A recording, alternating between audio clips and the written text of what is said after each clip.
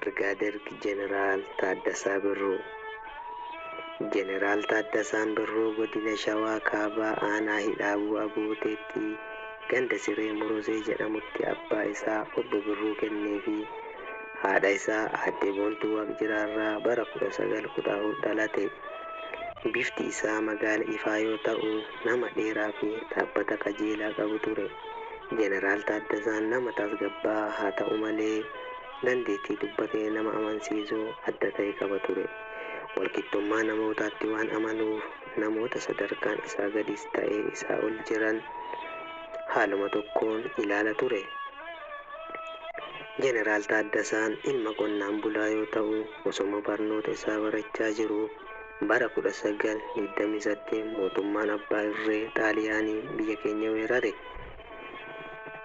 Abbaan Taaddasaa obbo Birruun kenne jaalala biyya isaaf qaburraa kan ka'e weerara Xaaliyaanii fashaleessee birmadummaa biyyaa kabachiisu gootota biroo waliin bosona lixe.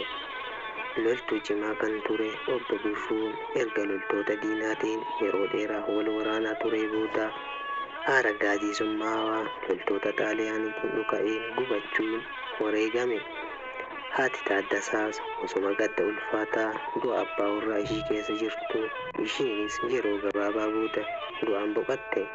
Sanaan booda Taaddasaan haadhaa fi abbaa malee kophatti waan hafeef barnoota isaa adda kutuuf dirqamame.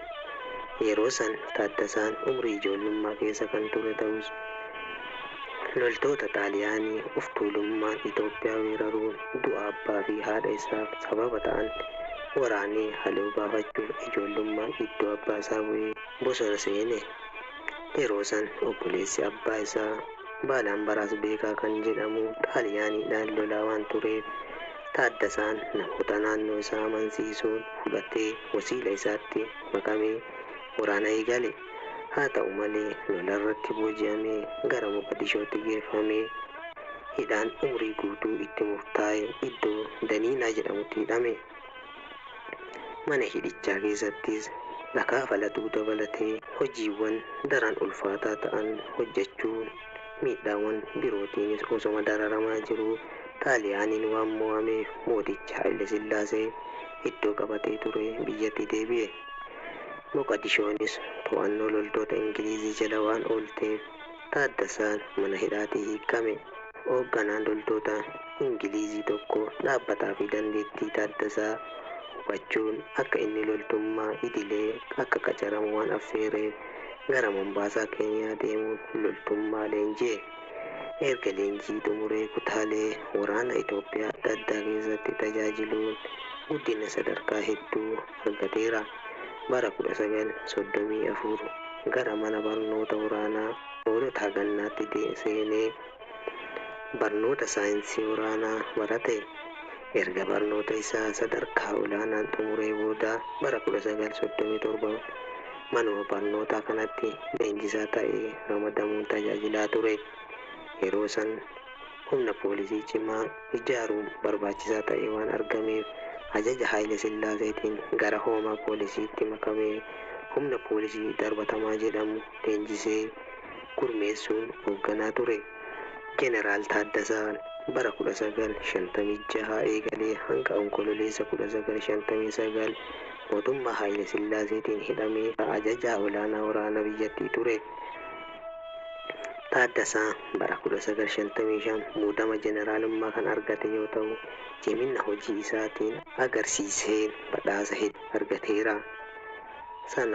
Isaan keessaa muraasni Niishaanii Minilik lammaffaa, Niishaanii Qondaala Loltummaa Minilik lammaffaa, Niishaanii Mormaa, Niishaanii Haile Sillaasee tokkoffaa, Niishaanii tajaajila waggaa 15 biyya alaatti ammoo hoogganaa biyya Yugoozilaaviyaa kan turan Maarshaal Tiitoorraa niishaanii badhaafameera.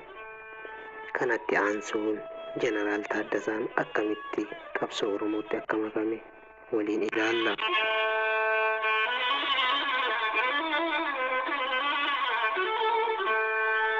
Jeneraal Taaddasaan dhalootaan Oromoo haa ta'u malee uummanni Itoophiyaa tokkuma kan jedhu ilaalcha biyyaalessummaa cimaa qaba ture. Haaluma kanaan sirna mootummaa yeroo sanii amanamummaan tajaajilaa ture. Amanamummaa isaarraa kan ka'e Oromoonni yeroo san cunqursaa sirna nafxanyaa jala waan turaniif isaan waliin ta'uun fincila akka kaasu gaafannaan gaafii isaanii fudhachuu dide. Gaafii isaanii fudhachuu dhabuuf sababni inni dhiyeessaafii ture an duubatti deebi'ee siyaasa gosaa gaggeessuun barbaadu yaada jedhudha. Yeroo san jeneraalichi fedhii lammii biyyattii doofummaa keessaa baasuu waan qabuuf itti gaafatamummaa birootti dabalataan pirezidaantii hoomaa qubee biyyaalessaa ta'ee hojjechaa ture. Dhaabbanni kun barnoota biyya keessatti babal'isuuf kan dhaabbate ture. Asirratti uummata barnootaaf kakaasuun namni hedduun akka baratu gochuun hojii bu'a qabeessa hojjetee ture. Haa ta'u malee jeneraal Taaddasaan ilaalcha Itoophiyummaa isaa akka sibiilaa jabaatu sangaa fi keessa galchuun dhaabbatee of ilaaluun hundee isaatti akka deebi'u wanti isa dammaqse tokko uumamuu hin oolle. Jeneraalichi sirna mootummaa yeroo saniif amanamaa waan tureef abbootiin taayitaa sirna nafxanyaa hedduun hundee jeneraal Taaddasaa akka amaara ta'etti amanaa turan. Guyyaa tokko galgala mana jireenya muummee ministeerotaa yeroo sanii kan ture Akiliiluu Habtawaldeetti irbaata affeeramanii osoma taphachaa jiranuu muummichi ministeeraa Akiliiluu Habtawaldee Taaddasaadhaan akkas jedheen. Taaddasaa erga duula barnootaa kana hoogganuu eegaltee barnoota jechuu baay'istee jirta. Baradhaa jechuun beessa. Haa ta'u malee eenyu akka barsiisuu qabnu beekuu qabda. Nuyi biyyattii kana kan bulchaa jirru Oromoota yoo xiqqate jaarraa tokkoon duubatti hambisuuni. Yoo haa baratan jettee yaadde isaan galaana nurra dhangala'u. Jeneraal Taaddasaan gurra isaatti amanuu hin dandeenye. Haala inni uummata ija tokkoon ilaalee biyya tokko ijaaruuf ifaajaa jiru imaammanni dhoksaa Oromoota barumsarraa fageessuu doofomsanii bitaa jiraachuun isaa akka dammaqu isa taasise.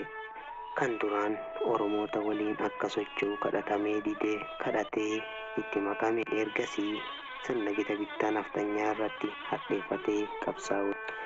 Jeneraal Taaddasaan erga sochii Oromoonni muraasni mirga uummataa kabachiisuuf tattaaffataa turan itti makamee booda dandeettii fi muuxannoo sanaan dura loltummaa fi hooggantummaa irratti horate irratti hundaa'uun dammaqinnaan waan qabsaa'eef sochii taasifamaa ture gara sadarkaa olaanaatti ceesisuu danda'eera.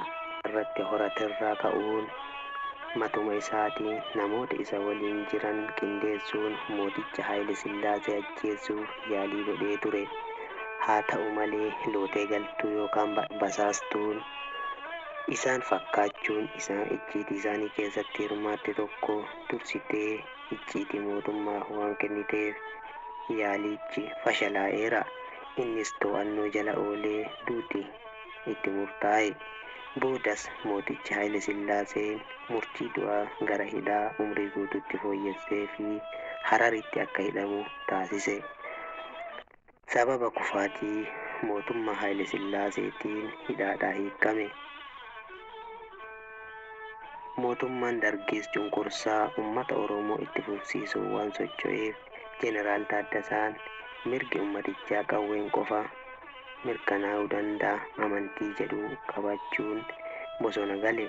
Haa ta'u malee bosona lixee yeroo gabaabaa booda waan qabameef bitootessa 9 bara 1967 ajjeefame. Seenaa keenya kanaaf qabannee dhiyaannee jirru kanumaan isinii goolabnaa waan nu dhaggeeffattaniif galatoomaa horaa bulaa.